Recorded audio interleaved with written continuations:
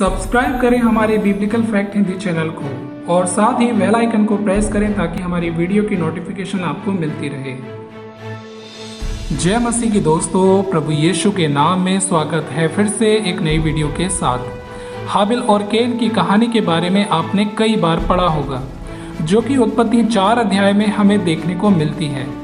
इस अध्याय में बताया गया है कि कैन और हाबिल अपनी भेंटों को एलोहीम के पास लाते हैं और यह अध्याय ये बताता है कि परमेश्वर ने हाबिल की भेंट को स्वीकार किया जबकि कैन की भेंट को स्वीकार नहीं किया, जबकि दोनों ही आदम की संतान थे।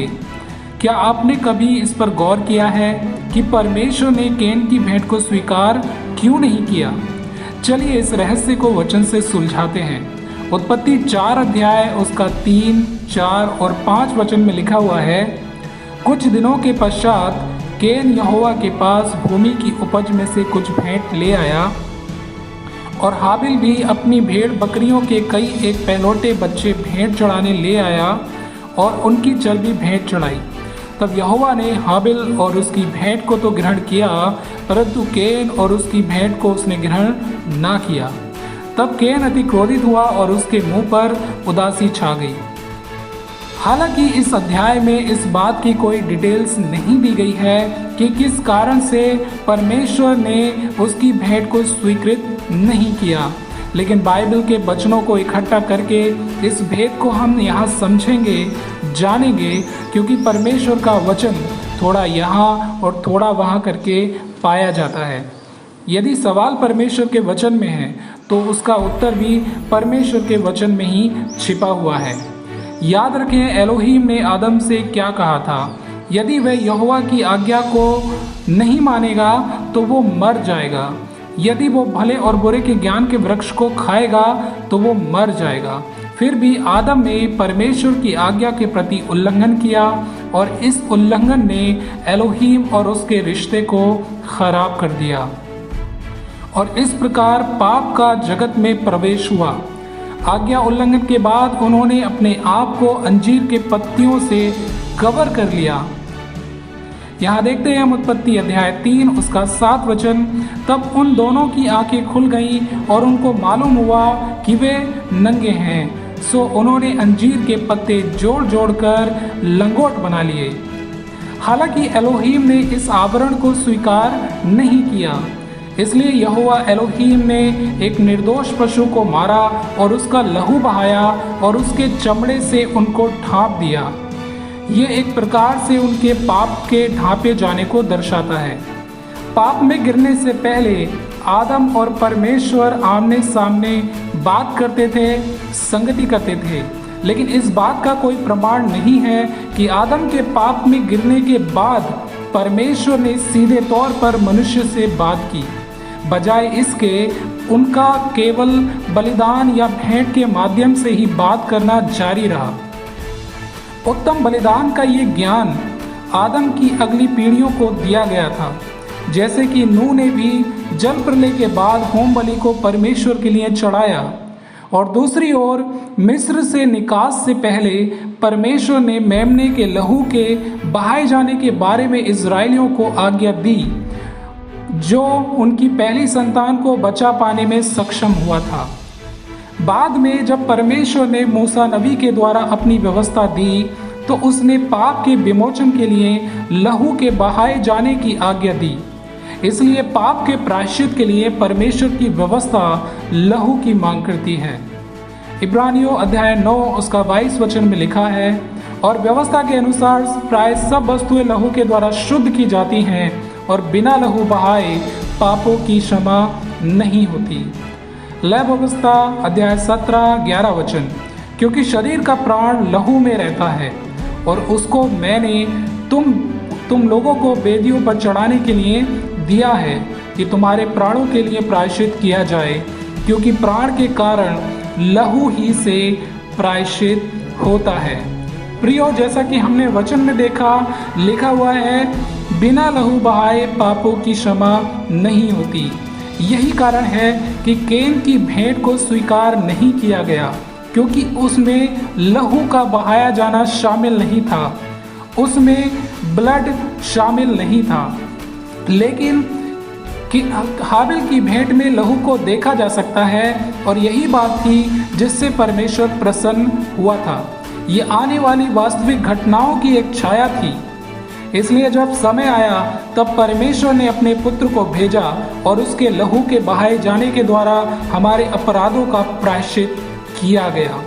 रोमियो अध्याय 3 उसका 25 वचन, उसे परमेश्वर ने उसके द्वारा उसके लहू के कारण एक ऐसा प्रायश्चित ठहराया जो विश्वास करने से कार्यकारी होता है कि जो पाप पहले किए गए और जिनकी परमेश्वर ने अपनी सहनशीलता से आनाकानी की, उनके विषय में अपनी धार्मिकता प्रकट करे। आगे देखते हैं, व्यवस्था की मांगों को देखते हुए एक बात जो उसमें पाई जाती है वो ये है कि पाप के बलिदान में चर्बी का होना जरूरी था। ये परमेश्वर को दी गई भेंट का एक बड़ा और उत्तम हिस्सा था।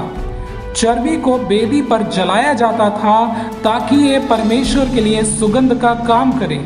लेवी व्यवस्था अध्याय 3 16 वचन, और याजक इन्हें वेदी पर जलाए, ये तो हवन रूपी भोजन है जो सुखदायी सुगंध के लिए होता है, क्योंकि सारी चर्बी यहोवा की है।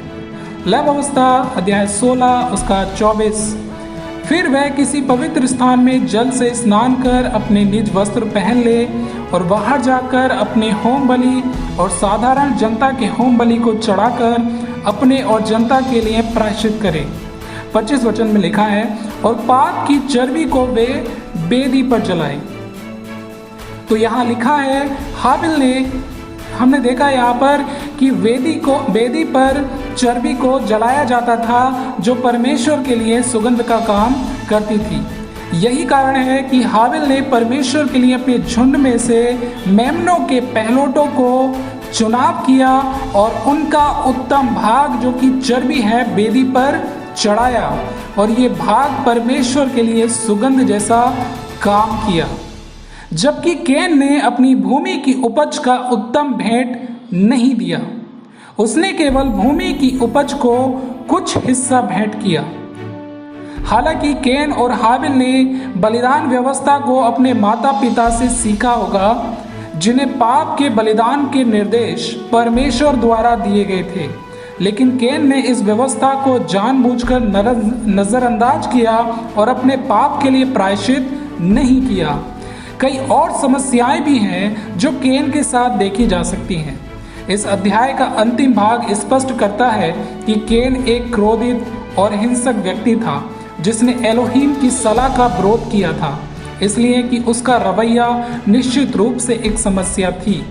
इसलिए यह देखकर कि प्रभु हाबिल और उसकी भेंट से प्रसन्न हुआ, कैन ईर्ष्या और क्रोध से भर जाता है और मैदान में जाकर अपने भाई हाबिल को घात कर देता है। बाद में जब एलोहीम ने उससे पूछा तब उसने ये कहकर जवाब दिया, क्या मैं अपने भाई का रखवाला हूँ? बाइबल का परमेश्वर मन को जांचने वाला परमेश्वर है। कैन सही मन से परमेश्वर के पास नहीं आया। भेंट देने से पहले एक व्यक्ति के विश्वास को देखता है। परमेश्वर ये भी मांग करता है कि भेंट लाने वाले को चाहिए कि वो सबसे पहले अपने भाई से मेल करे, तब उसकी भेंट ग्रहण की जाएगी। इस बात को हमारे मसीह के द्वारा मत्ती अध्याय 5 उसका 23 और 24 वचन में कहा गया है। इसलिए यदि अपनी भेंट वेदी पर लाए और वहाँ तो स्मरण करे कि मेरे भाई के मन में मेरी ओर से कुछ विरोध है, तो अपनी भेंट वहीं वेदी के सामने छोड़ दे और जाकर अपने पहले भाई से मेल मिलाप कर तब आकर अपनी भेंट चढ़ा। उम्मीद करता हूँ इस वीडियो के द्वारा आपको कुछ नया सीखने को मिला होगा। मिलते हैं फिर से एक नई वीडियो में। यदि आपने हमारे चैनल को सब्सक्राइब नहीं किया है तो सब्सक्राइब करना ना भूलें और साथ ही शेयर करें ताकि हमारे भाई बहन भी सत्य को जानने पाएं।